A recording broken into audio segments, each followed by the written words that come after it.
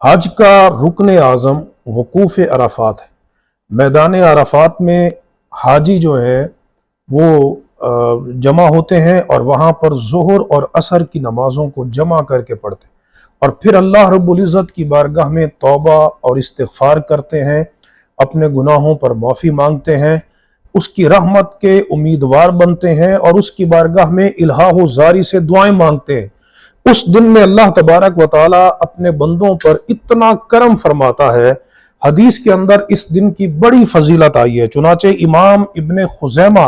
روایت کرتے ہیں کہ جب عرفہ کا دن ہوتا ہے تو فَإِنَّ اللَّهَ تَبَارَكَ وَتَعَالَى يُبَاهِي بِهِمُ الْمَلَائِكَةَ، اللہ رب العزت فرشتوں کے سامنے اپنے ان بندوں پہ فخر فرماتا ہے، ان بندوں پہ کہ جو میدان عرفات میں جمع ہے،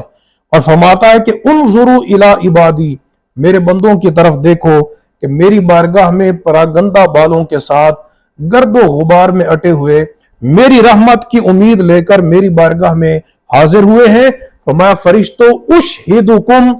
انی قد غفرت لہم، اے میرے فرشتو تم گواہ ہو جاؤ میں نے ان تمام حاجیوں کو معاف کر دیا ہے، ان کو بخش دیا ہے۔ ایک روایت میں یہ لفظ موجود ہے، امام مالک نے موطا میں یہ روایت نقل کی ہے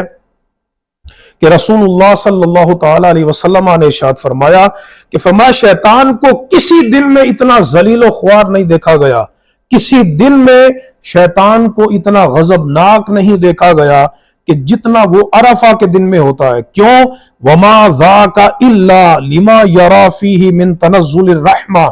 کیونکہ وہ دیکھتا ہے کہ اس دن میں اللہ رب العزت کی خاص رحمت کا نزول ہوتا ہے،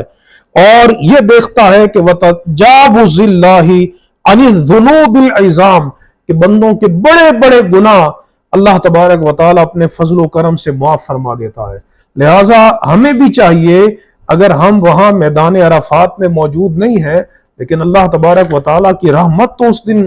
اوج کمال پہ ہوتی ہے، تو ہمیں چاہیے کہ ہم اس دن میں اللہ تبارک و تعالیٰ کی بارگاہ میں دعا مانگیں، استغفار کریں اور اس کی رحمت کے امیدوار بنیں۔ ہو سکتا ہے کہ اس ابر کرم کا ایک چھینٹا ہمیں بھی مل جائے اور ہمارے گناہوں کی بھی مغفرت ہو جائے۔ اللہ تبارک و تعالی ہم سب کو عمل کی توفیق